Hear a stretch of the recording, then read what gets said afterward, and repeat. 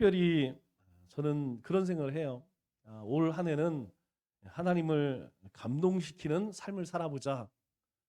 우리가 이제 선물을 받을 때 감동을 하잖아요. 아니면 어떤 큰 내가 알지 못했던 것을 깨닫게 되면 감동을 합니다.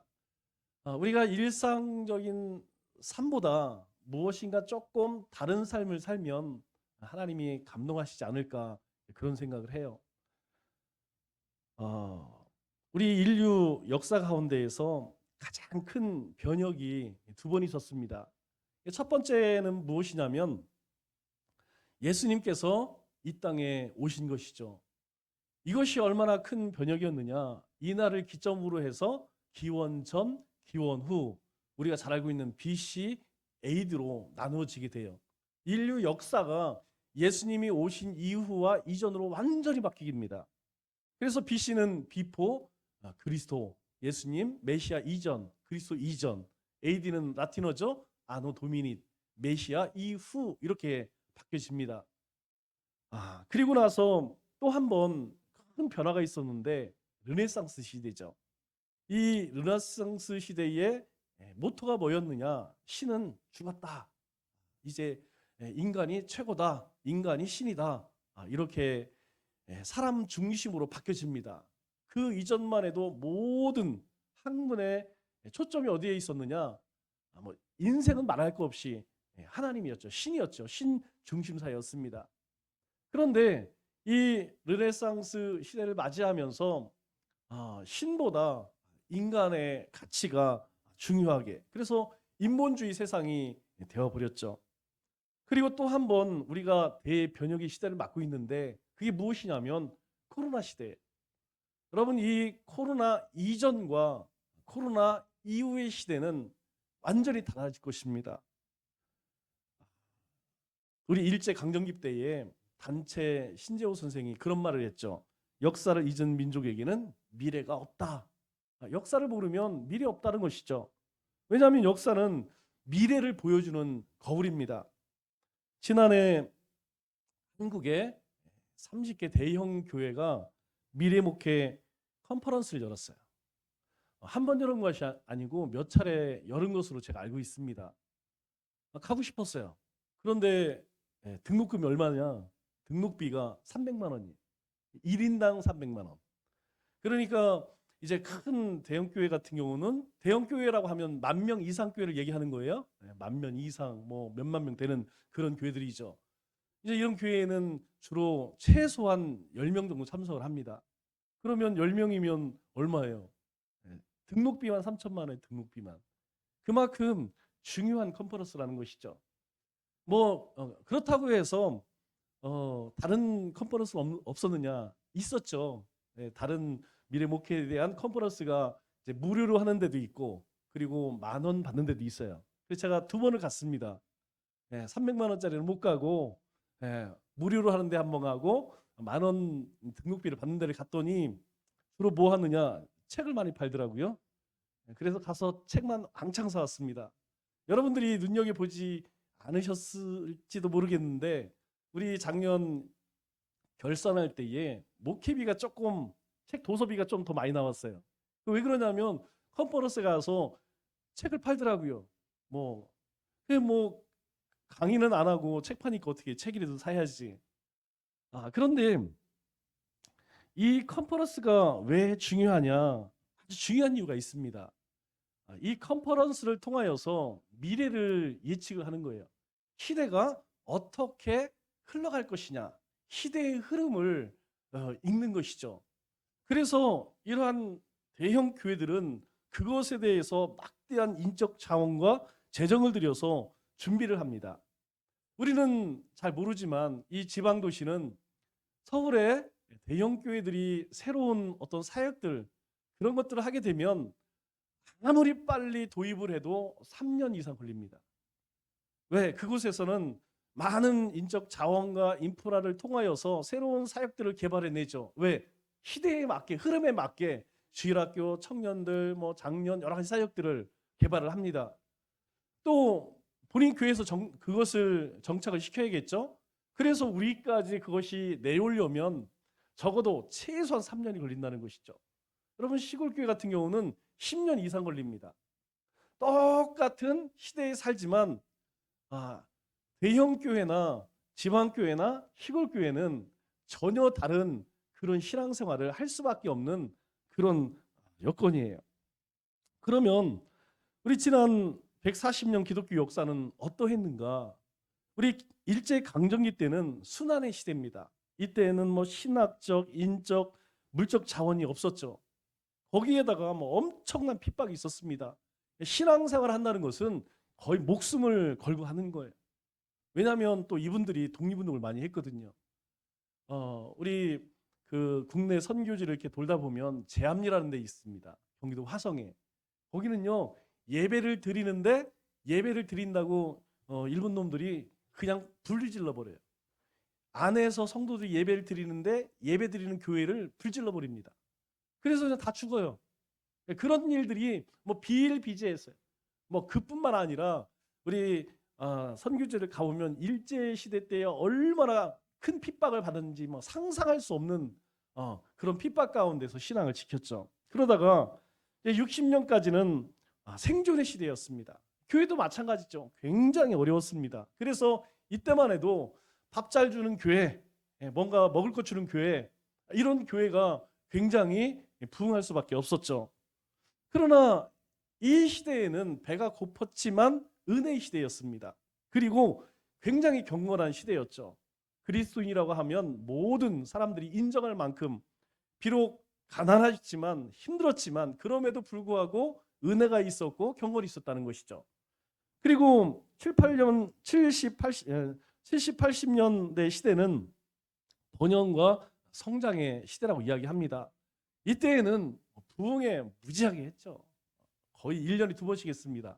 봄, 가을로 해서 가을 부흥회, 봄, 뭐 신년 부흥회 해서 또 뭐 우리 교회만 하는 것이 아니고 모든 교회들이 그래서 엄청나게 은혜를 받았죠. 뭐 교회에서만 한 게 아니에요. 그때는 기도원에서도 정말 집회도 많이 하고 기도도 많이 하고 지금 기도하는 것은 그때 기도하는 거하고는 뭐 거의 비교가 안 됩니다. 그때는 다 막 목에서 피가 나야 돼요.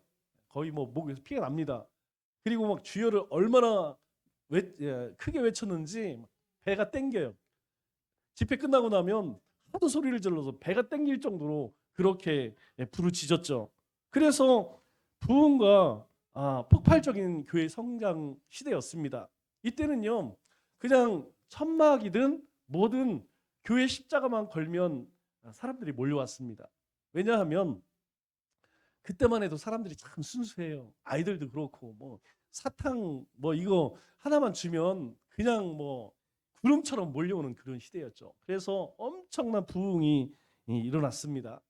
그리고 나서 90년, 2000년 시대에 들면서 행복의 시대로 바뀌어집니다. 가치가 바뀌어진다는 거예요. 일제 강점기에서 생존의 시대로, 생존의 시대에서 성장의 시대로 이렇게 가치가 바뀌면서 교회의 사역도 조금씩 바뀌어집니다.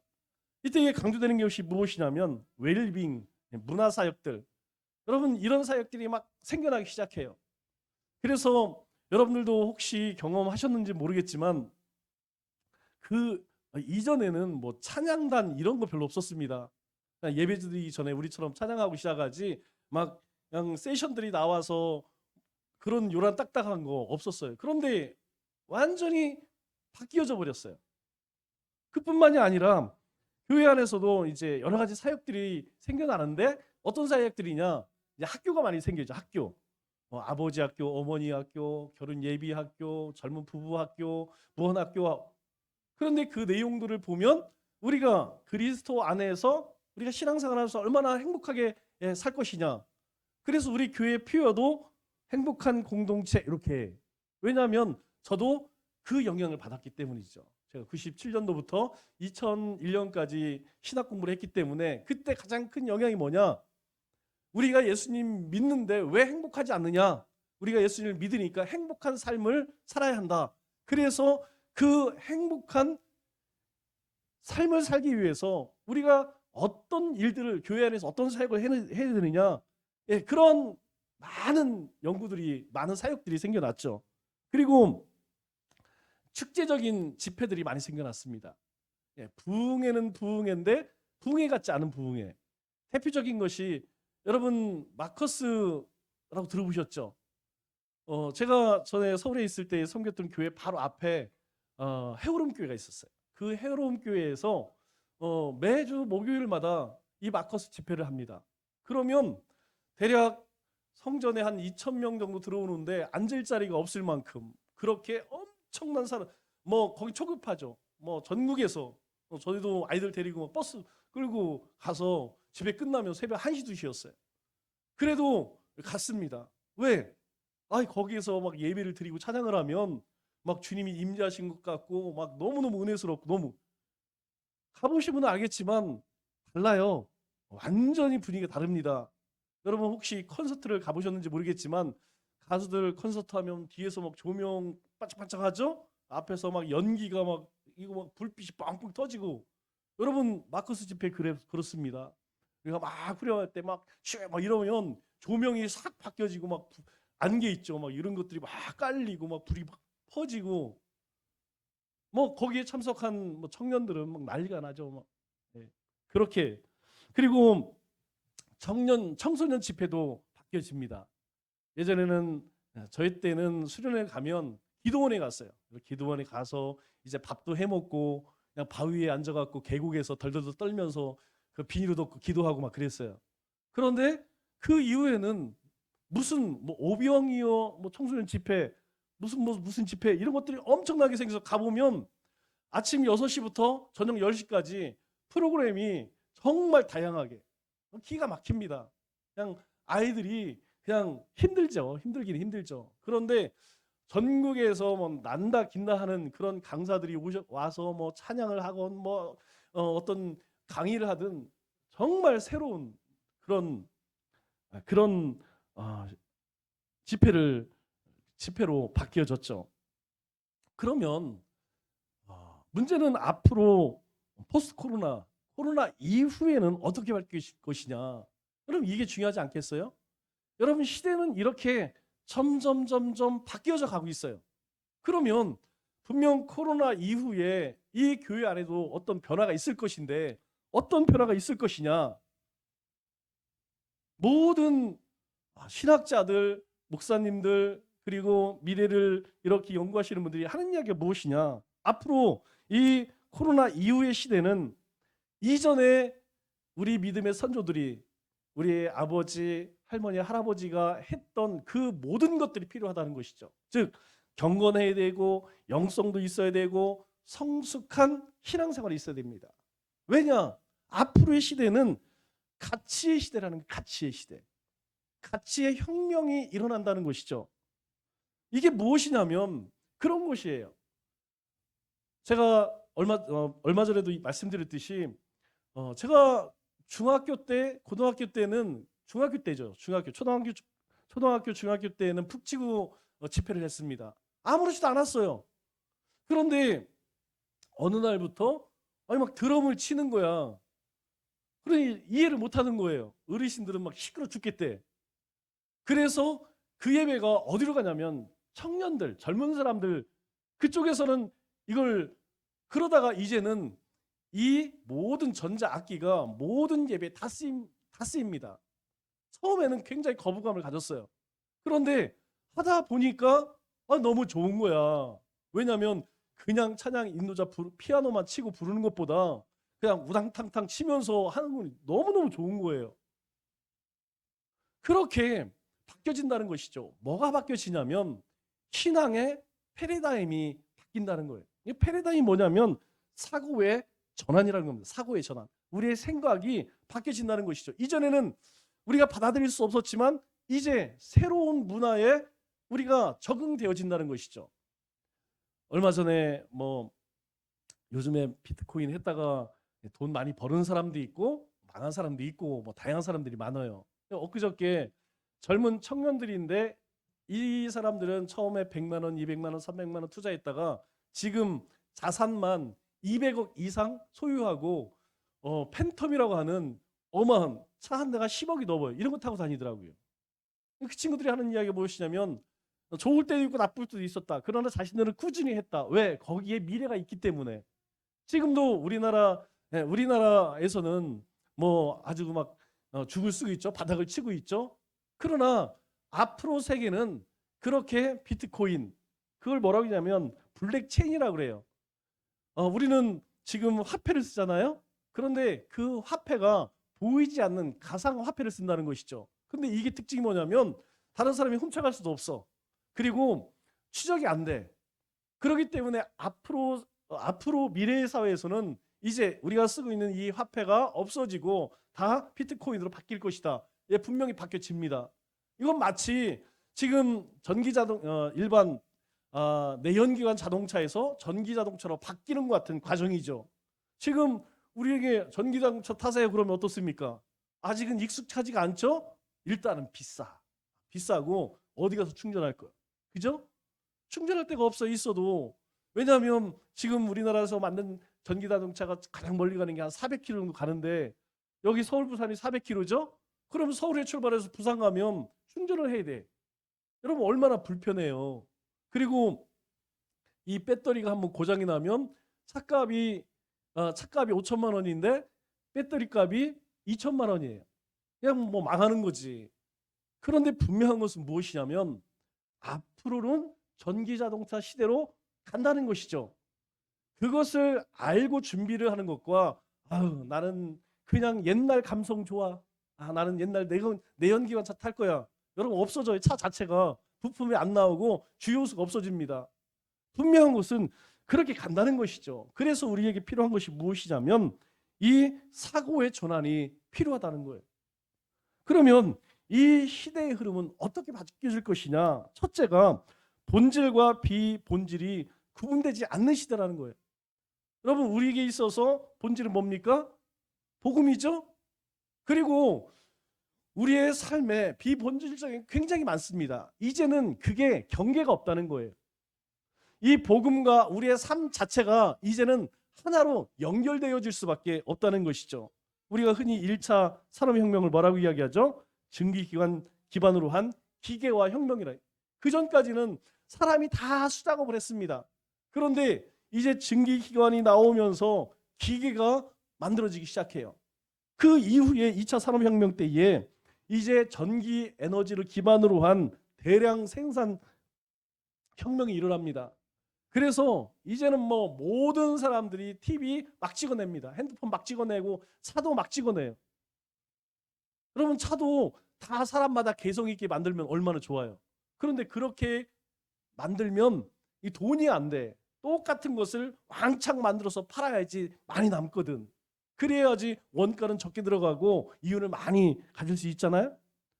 이제 우리가 살고 있는 시대는 이제 3차 산업 시대로 이렇게 변화되면서 컴퓨터와 인터넷 기반을 한 정보 지식 사회, 누가 더 많은 정보를 갖느냐.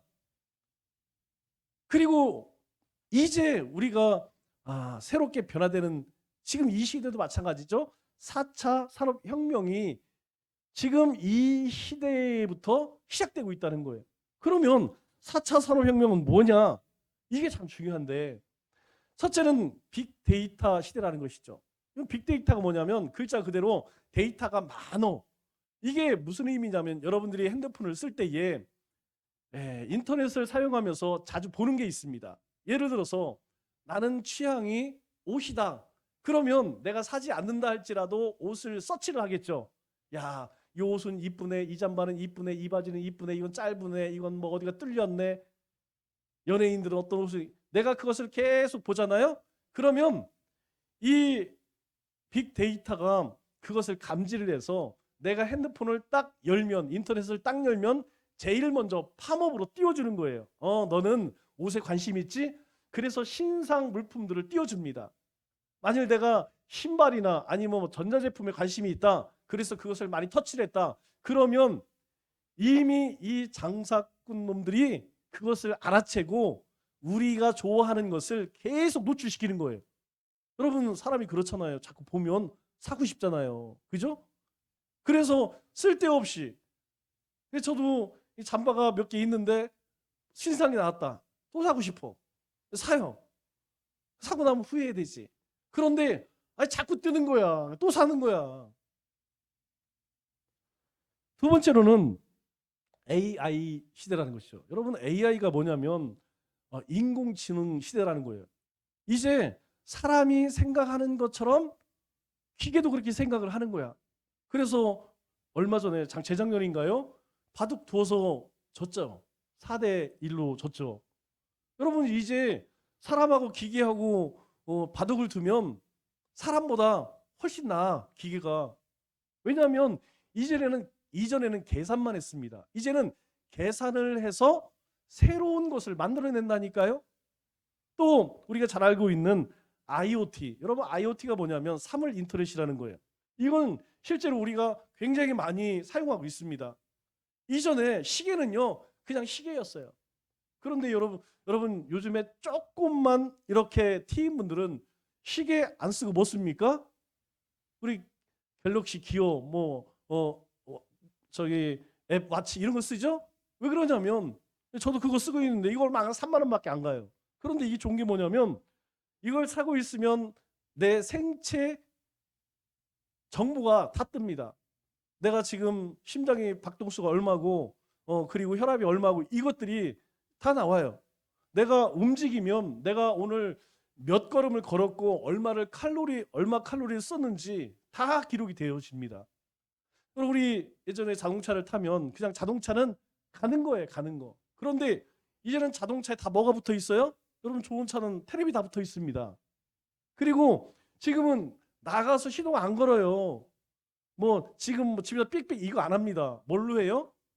여러분 핸드폰으로 예약만 하면 차가 몇 시에 저절로 시동이 걸리고 저절로 시동이 꺼집니다. 그뿐만이 아니에요. 주방에도 가보면 주방에 텔레비가 어디 붙어 있어요? 냉장고에 붙어 있어요. 그래서 이 냉장고를 통하여서 요리하면서 자기가 정보 그리고 이 냉장고가 뭐가 필요한지 그리고 뭐가 오래됐는지 자동으로 알려줍니다. 이미 우리 가운데에 이 IoT 기술이 들어왔다는 거예요. 이게 4차 산업 시대인데 앞으로는 이것이 더욱 발전한다는 것이죠. 두 번째로는 감성 시대라는 거예요. 흔히 이야기하는 스토리 시대라는 것이죠. 제가 정말 이해가 안 되는 것이 예전에는 자동차면 몇 마력 그리고 기름은 얼마나 먹고 안에 어떤 편의시설이 들어갔는지 여러분 그거 광고해야 되지 않겠어요? 이 자동차는 기름을 적게 먹고 안에 이런 것들이 있고 그렇습니다. 이게 자동차 광고해야 돼요. 여러분 보일러 광고도 마찬가지예요. 보일러 하면 이전에 몇 번을 태우고 얼마나 열 효율이 있고 얼마나 좋은가. 그런데 요즘에는 그렇게 광고하지 않더라고요. 여러분 이 광고 한번 보세요. 우리 아빠는 지구를 지켜요. 미세먼지를 엄청 줄이고 나쁜 연기도 없애서 공기를 맑게 해준대요. 소나무를 많이 심어서 지구를 시원하게 해주고요. 북극곰을 살려준대요. 아빠가 뭐 하시는데? 힘들심 만들어요. 미세먼지 없는 대한민국을 위해 콘덴싱이 울었다. 국가대표 보일러. 처음에 이 광고 나왔을 때에 도대체 저는 깜짝 놀랐어요. 아니 기능이 뭐냐고. 기능이 우리는 그게 익숙하잖아요. 그런데 그런 거 이야기하지 않습니다. 이제 우리 회사는 이런 걸 팝니다. 이런 걸 만듭니다. 그런데요 이게 먹힌다니까요. 이게 사람들의 마음을 움직여요. 또 하나가 뭐냐면 자동차에 대해서 광고를 만드는데 여러분 이 광고를 보면서 도대체 이 회사가 뭘 이야기하는지 여러분 한번 잘 보세요. Play some music. Alicia! Music. Hello. Hello. Anything you can do, I can do better. I can do anything better than you. No, you can't. Yes, I can. No, you can't. Yes, I can. No, you can't. Yes, I can. Yes, I can. Anything you can be, I can be greater. Sooner or later, I'm greater than you. No, you're not. Yes, I am. No, you're not. Yes, I am. No, you're not. Yes, I am. Yes, I am. Anything you can buy, I can buy cheaper. No, no, no, no, no, no, no, no, no, no, no. Cheaper than you. 50 cents? 40 cents. 30 cents? 20. Alicia! Yes, I can. Yes, I can. Alicia! Anything you can say, I can say softer. I can say anything. Alicia! Yes, I can. Anything you can wear, I can wear better. In what you wear, I look better than you. In my coat, In your vest. in my shoes, In your hat. Oh, yes. Yes, I can. Yes, I can. anything you can say, I can say faster. I can say anything faster than you. Bye-bye. No, you can't. Yes, I can. No, you can't. Yes, I can. No, you can't. Yes, I can. No, you can't. Yes, I can. No, you can't. Yes, I can. 예. 마지막에 차 보여주기 전까지는 도대체 이게 뭐야? 알고 보니까 볼보 자동차 회사 광고예요. 이 광고 안에 들어오는 문구가 뭐냐면 더 퓨처 이즈 일렉트릭. 이제 미래는 전기 시대다, 전기다. 그러면서 제일 마지막에 yes I can. 나는 깡통이다. 그 말은 아니죠? 우리는 할 수 있다. 이제 볼보는요 내연기관 차 안 만든대요. 전기차만 만든대요.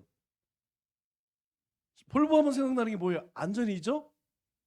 이전에 이 차가 무슨 안전이 필요해, 빨리 가고 이동하면 됐지. 그런데 이 볼보라고 하는 차는 계속 뭐 광고했느냐? 우리 차는 안전합니다, 안전합니다. 그래서 어떤 차는 이제까지 판매한 차 중에 한 사람도 죽지 않은 그런 차가 있대요. 그런데 그게 여러분 소비자에게 어필이 된다니까요. 이제 이 볼보 회사는 더 이상 뭐 우리 차는 이런 성능을 가졌습니다, 이런 거 여러분 이 회사만 그런 것이 아니고 모든 대기업들 광고를 여러분 TV 보시면서 유심히 한번 보세요. 어떤 광고들은요 도대체 이게 뭘 얘기하는지 잘 모르게 그런 광고도 굉장히 많습니다. 그런데 사람들 마음속에는 삼성이라는 회사는 이런 일들을 하는구나, 현대는 이런 걸 추구하구나, 그렇게 소비자들로 하여금 친밀감을 갖게 만든다는 것이죠. 이 얘기는 무엇이냐면 앞으로의 세계는 감성과 이야기가 있어야 된다는 거예요. 같이 스토리가 있어야 한다는 것이죠. 세 번째는 우리가 흔히 이야기하는 MZ 세대 시대라는 거예요. MZ. 여러분 MZ 세대가 뭐예요? 밀레니엄 시대 2000년 이후에 태어난 아이들. 이게 왜 중요하냐? 이 아이들은요 태어나면서부터 불량품을 잘 몰라요. 다 좋은 것만 보고 좋은 것만 누렸기 때문에 여기 계신 분들 대부분 어렸을 때에 뭐 거의 대부분 뭐 먹는 것이 대부분 불량품이었죠. 그것도 없어서 못 먹었죠. 너무 좋아요. 지금들 아이들 쫀득이 사다가 그 석탄 난로에다가 감아서 거먹은 거 보면 엄마들이 기절 초풍할 겁니다. 너 지금 초등학생이 암 걸리고 싶으냐? 이런 얘기 할 거예요. 우리 때는 그 상관없었어요. 지금 이 MZ세대는 한 번도 살아가면서 정말 별 볼 일 없는 그런 걸 경험하지 못했습니다. 최고 좋은 것, 그것만 경험하고 살아요. 두 번째로는 이 아이들은 디지털 원줌이라는 게 디지털 원줌. 이게 무슨 말이냐면 이 아이들은 태어날 때부터 손에 뭘 들고 나오느냐? 이 휴대폰 들고 나옵니다. 뭘 갖고 공부하느냐? 태블릿 PC, 뭐 컴퓨터. 이것이 우리에게는 그냥 하나의 도구지만 애들은 이 친구들은 일상입니다. 제가 우리 아이들이 어렸을 때에 학교에 갈 때 컴퓨터를 해서 제가 출근을 할 때 뭘 가져갔냐면 컴퓨터 본체하고 모니터에 연결선이 있죠. 그걸 빼가지고 갔어요. 왜? 애들이 학교 가기 전에 그냥 눈 빠져. 학교 갔다 와서 공부 안 합니다. 그것만 해요. 그런데 지금 생각해 보면 그때 열심히 하라고 그냥 할 걸. 그럼 안 했을까요? 아니에요. 결국 중학교, 고등학교 올라가니까 다 하더라고요. 그랬으면 일찍 가르칠 걸, 더 열심히 가르칠 걸, 그런 생각이 들더라고요. 여러분 지금도 어떤 엄마들은 아이들을 핸드폰, TV 유해하다 못 보게 합니다. 그러면 그 아이들이 평생 동안 휴대폰, 스마트폰, TV를 보지 않을까요? 아니에요. 어느 때 되면 없이는 못 삽니다. 그럴 것 같으면 미리 가르치는 게 좋다는 것이죠. 그 아이들에게 야 그거 하지 마. 이게 안 됩니다. 이제는. 그 아이들은 그것 자체 원주민의 원주민, 디지털 원주민이라는 얘기죠. 그래서 이제는 어른들이 아이들에게 배워요. 휴대폰, 여러분 스마트폰에 얼마나 많은 기능이 있습니까? 이 많은 기능 누구한테 가서 배우냐? 애들한테 배워요. 여러분 컴퓨터 많은 기능들이 있습니다. 몇 가지나 쓸 것 같아요. 여러분 모릅니다. 우리 아이들을 보면 어떻게 알았는지 내가 알지 못하는 엄청난 기능들을 사용해 있다는 것이죠. 그래서요, 우리 아이들을 보면 부모님의 영향보다 누구의 영향을 더 많이 받을까요? 여러분 유튜브의 영향을 더 많이 SNS 영향을 더 많이 받는다는 거예요. 여러분 그 막을 수 있을까요? 그거 유익하지 않으니까 하지 마. 안 된다니까요. 왜냐? 이 아이들은 디지털 원주민 세대예요. 또 하나는 무엇이냐면 가치스트를 소비하는 시대라는 것입니다. 그래서 우리가 볼 때는 아무것도 없는 달동네에 그려져 있는 무슨 그림을 보러 뭐 앞만 봐도 별 볼 일 없는 카페. 그런데 이 아이들에게는 그것이 이야기 있고 스토리가 있기 때문에 가치 있게 여기는 거예요. 그것을 재미있다고 그것을 소비합니다. 그런 세대예요. 그래서 교회의 변화는 불가피하다는 것이죠. 무엇이 변화될까요? 첫째는 이제 교회 중심에서 가정 중심으로 개인 중심으로 이동하게 된다는 겁니다. 그래서 교회 생활과 신앙 생활에 대한 정의가 재정립되어져야 한다는 것이죠. 중요한 건 뭐냐면 이제는 가정 사역에 대한 연구를 많이 해야 됩니다. 이미 만들어진 것도 많이 있지만 이제 코로나 이후에 우리가 모일 수가 없어요. 이후의 세대는 그렇게 갈 수밖에 없습니다. 이전에는 여러분 지금도 마찬가지지만 절대적인 영향력이 목회자에게 있죠. 그래서 훈련을 받고 교육을 받고 합니다. 이제는 개인적인 영성이 아주 중요한 시대가 되었어요. 내가 스스로 말씀을 보고 내가 스스로 예배를 드릴 수 있는 준비가 되어 있지 않으면 여러분 완전히 신앙은 교회는 무너질 수밖에 없습니다. 그리고 교회의 사회적 가치가 완전히 바뀌어졌다는 것이죠. 교회의 사회적 가치가 뭐였습니까? 교회가 상품이었고 교회가 스펙이었어요. 교회가 얼마나 크냐, 어떤 시설을 갖췄느냐, 어떤 인적 자를 가지고 있느냐, 그것이 굉장히 중요했습니다. 그래서 교회만 지면 사람들이 몰려온다. 실제로 또 그렇고요. 그런데 이제는 교회도 이 스토리로 변화가 되어진다는 것이, 역사가 있어야 된다는 거예요. 제가 그래도 우리나라에서 처음으로 대형 교회를 이룬 교회들, 뭐 대표적인 게 온누리교회, 사랑의 교회 아니겠습니까? 여러분 이 교회들을 가만히 보니까 왜 물론 여러 가지 뭐 많은 일들이 많은 것들이 있었기 때문에 그런데요 하나 가지 공통점이 있습니다. 온누리교회 누구죠? 하용조 목사님, 사랑의 교회 오카는 목사님, 지금 새해든 교회 누구예요? 소강소 목사님. 여러분 이런 목사님, 또 여의도 순복음교회의 조윤기 목사님. 여러분 이분들 특징이 뭔지 아세요? 이분들이요 하나같이 다 죽을 뻔하다 살아났어요. 다 죽었다니까요. 죽었다가 살아났어요. 그래서 그분들이 목회를 할 때 항상 강조했던 것이 무엇이냐면 나를 다시 살리신 하나님. 그래서 그분들 목회를 가만히 보면 뭐가 있냐면 스토리가 있습니다. 스토리. 그래서 그분들이 계속해서 한국에 지금 거의 절반 이상의 사역들을 다 만들어 놓은 교회예요. 여러분 제자 훈련의 기틀을 만든 게 누굽니까? 여러분 오늘 사랑의 교회예요. 오카노 목사님 만든 겁니다. 다 거기에서 나머지는 아류들이에요. 그거 보고 흉내내서 만드는 것들입니다. 거의가. 그리고 우리 오늘의 교회에 큐티 사역을 비롯해서 뭐 무슨 학교들이 있죠. 여러분 다 그거 오늘의 교회에서 다 만들어낸 거예요. 그런데 이것들이 그분들이 뭐 연구해서 만들었을까요? 아니에요. 그분들 자신의 삶에 예수님을 만난 스토리 위에 뭘 가지고 왔냐면 그 사역들이 사실은 미국에서 이미 10년 이전에 행했던 사역들이에요. 그래서 그것들을 가지고 와서 거기에다가 가치를 부여한 것이죠. 그래서 이 한국의 모든 교회들이 다 그것을 쫓아갔죠. 두 번째로는 교회의 변화가 불가피한 것이 무엇이냐면 이제 메타버스 가상 현실 세계가 도래했다는 것이죠. 여러분 메타버스가 무엇이냐면 뭐 마을버스, 시내버스 얘기하는 게 아니에요. 그러나 개념은 비슷합니다. 메타라는 말은 초월이라는 뜻이고 버스라는 말은 세상이라는 뜻이에요. 그러니까 초월된 세상이라는 뜻입니다. 이게 무슨 의미냐면 이제 가상세계, 온라인 세계가 마치 현실의 3D 공간처럼 그렇게 사용되는 시대라는 거예요. 우리가 이제 초보 단계가 무엇이냐면 줌이라는 게 있죠. 줌이라고 하는 것, 이제 우리가 대면하지 않고 그곳에서 가르치고 그곳에 배웁니다. 이것이 좀 더 발전하면 우리가 어디 있든지 이제 가상 공간에서 예배도 드릴 수 있고 찬양할 수 있고 교육도 받을 수 있게 된다는 거예요. 그렇게 바뀌어질 수밖에 없다는 거예요.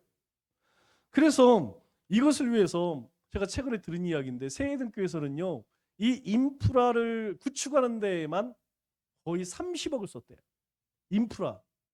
여러분 인프라가 뭐예요? 그거에 필요한 그것을 개발하고 운영하는 사람 그리고 프로그램, 장비.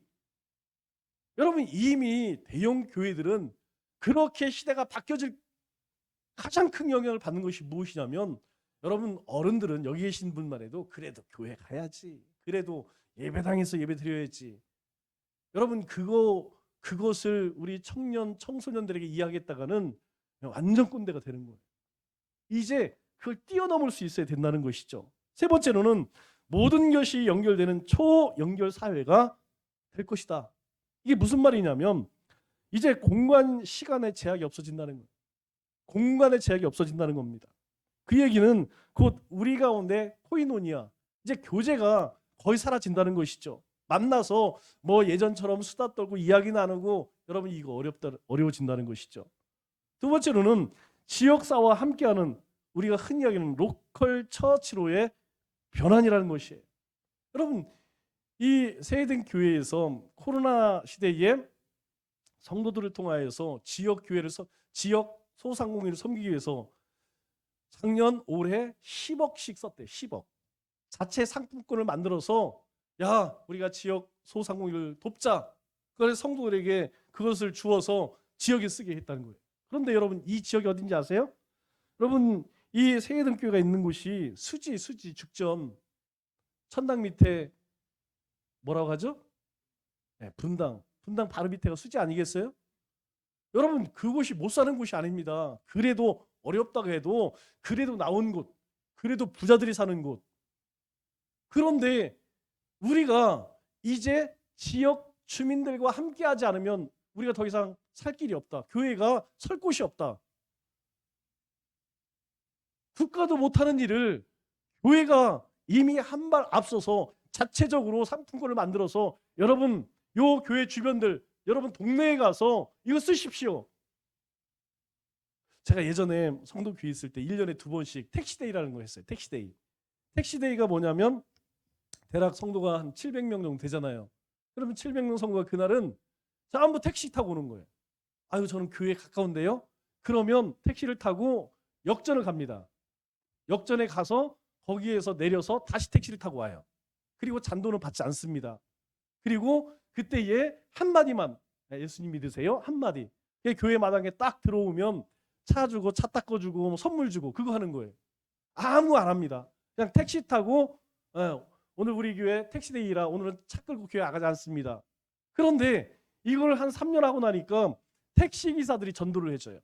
야, 그 교회는 그렇게 택시기사들이 어렵다, 돕는다 이런 이미지가 생겨서 손님만 타면 어느 교회가 좋아요? 무조건입니다. 무조건 성도교회 가세요. 성도교회 좋은 교회입니다. 왜? 본인들이 먹은 게 있거든.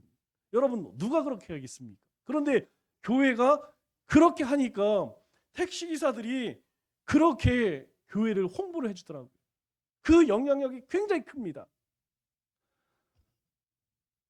그리고 그러면 우리가 뭘 준비해야 될 거냐?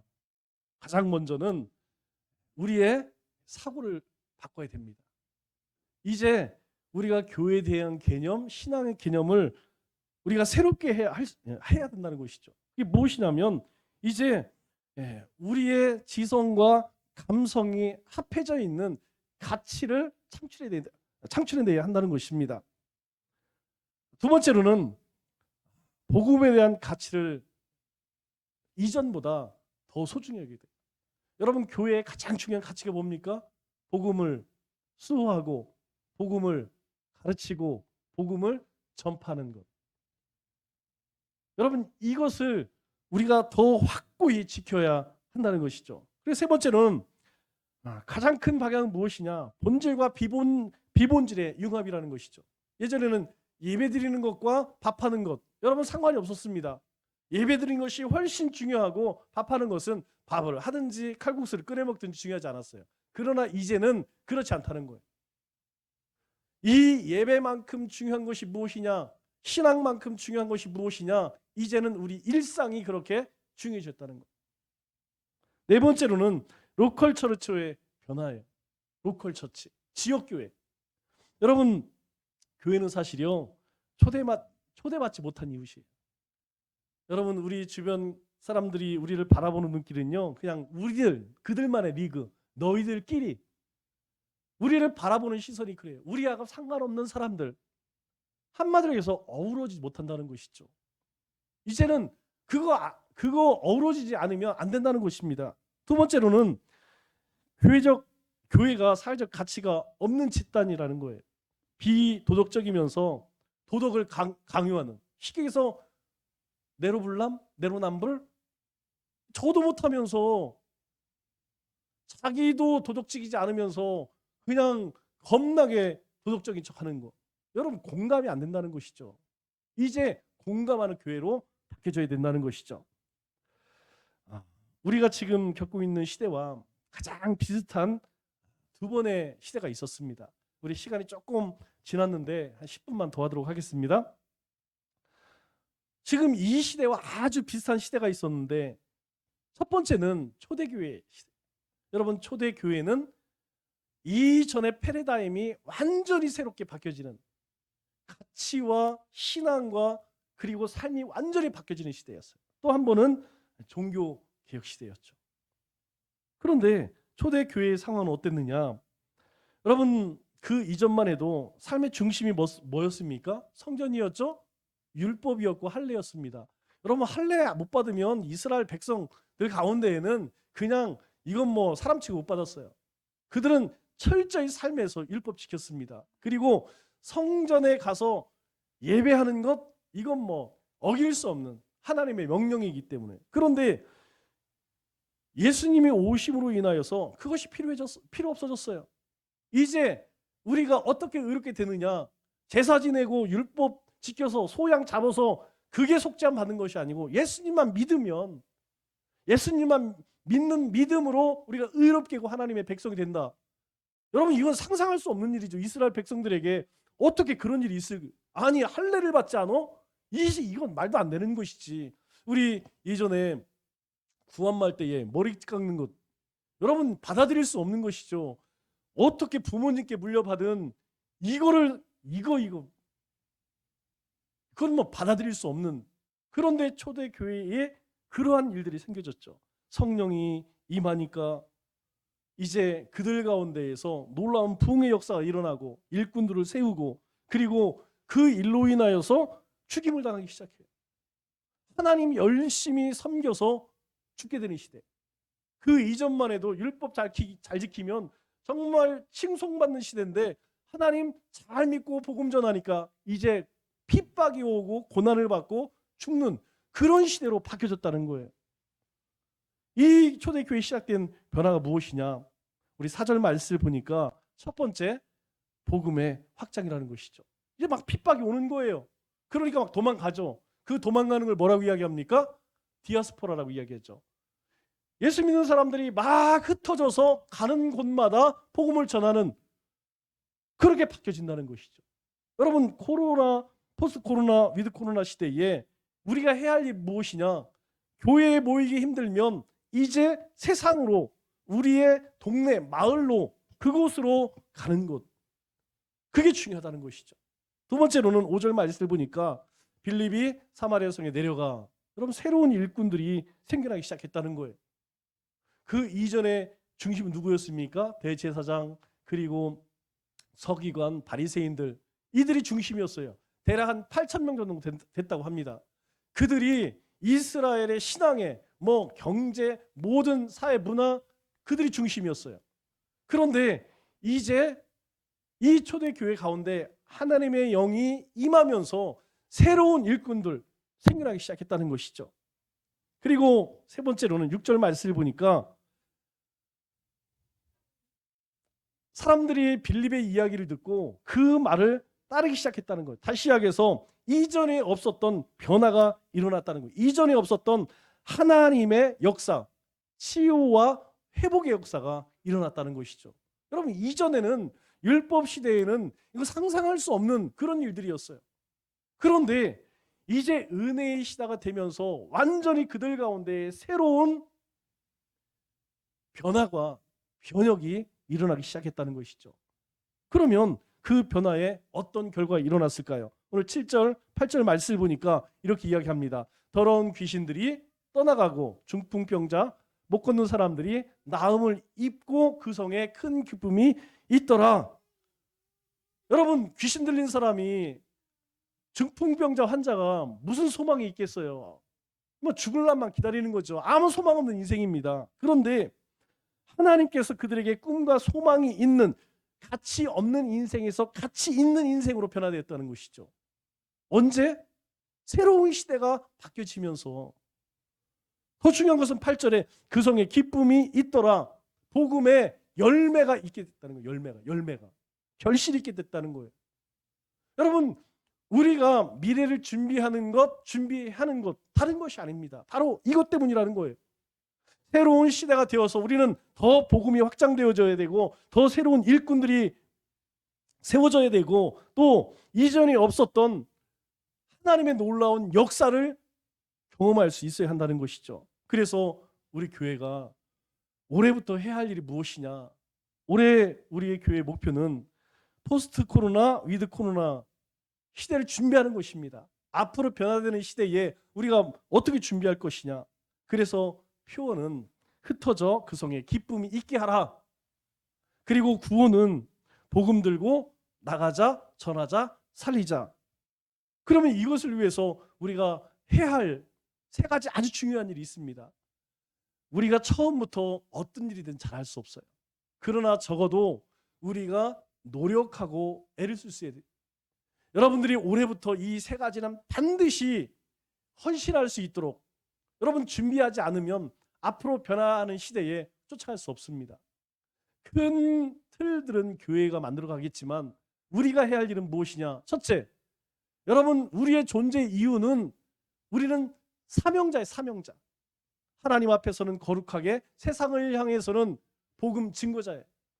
적어도 우리가 주 한 번은 여러분 기도할 수 있어야 돼요. 전도할 수 있어야 됩니다. 주중에 하든 주말에 하든 주일에 하든 여러분 10분을 하든 1시간을 하든 중요한 것은 이제는 해야 된다는 거예요. 이제 하지 못하면요 영원히 못합니다. 할 수 없는 시대가 돼요. 두 번째로는 우리가 이 지역에서 무엇을 우리가 활동할 수 있어야 돼요. 교회 주변에 가장 쉬운 청소부터 시작해서 어려운 사람도 돌아보고 이제 주변에 가게들도 들어서 안부도 묻고 또 팔아주고 이런 일을 해야 합니다. 이거 하지 않으면 이제 교회는 영원히 우리 이웃들에게 외면당하고 무시당합니다. 세 번째로는 기도해야 돼요. 기도 외에는 다른 방법이 없습니다. 우리가 지금 41일 기도 대행진하고 있죠? 끝나면 101일 기도해야 할 거예요. 이거 하는 이유는 1001일 기도를 위한 준비의 준비. 여러분 1001일은요 2년 7개월입니다. 왜 그렇게 할까요? 우리가 쉬지 말고 기도하자는 거예요. 여러분 1001일 기도 끝나면 그 다음에 기도하지 말자 그럴까요? 그 다음에는 1001일 하겠죠. 우리가 평생 살아가면서 기도 없이 복음의 능력 가운데 살아갈 도리가 없습니다. 여러분 이거 아셔야 돼요. 아무리 세상이 그렇게 변화된다 할지라도 가장 본질적인 것 이거 붙들지 않으면 비본질과 싸움에서 우리가 이길 수 없다니까요. 우리가 세상에 나아가서 하나님의 백성으로 절대 승리할 수 없습니다. 그래서 적어도 여러분들이 이 세 가지는 올해부터는 시작해야 돼요. 말씀을 맺도록 하겠습니다. 우리는 그 어떤 시대보다 엄청난 변혁의 시대를 맞이했습니다. 그러나 여전히 하나님은 살아계시고 우리 가운데 섭리로 통치하십니다. 이러한 새로운 변혁의 시대에 우리가 해야 할 일은 명확합니다. 먼저는 하나님 앞에 성별된 삶을 사는 거예요. 이제 양과 염소로 나뉘어지는 시대입니다. 분명하게 나눠질 거예요. 또 하나는 하나님이 우리에게 맡겨주신 사명을 감당하는 일입니다. 2022년은 힘써 모여 말씀과 기도로 무장하고 흩어져 우리의 삶의 현장에서 예수 그리스도의 복음으로 그 성에 큰 기쁨이 넘치게 하는 사명자의 삶을 사시는 우리 믿음의 권속들 다 되시기를 주님의 이름으로 축원합니다.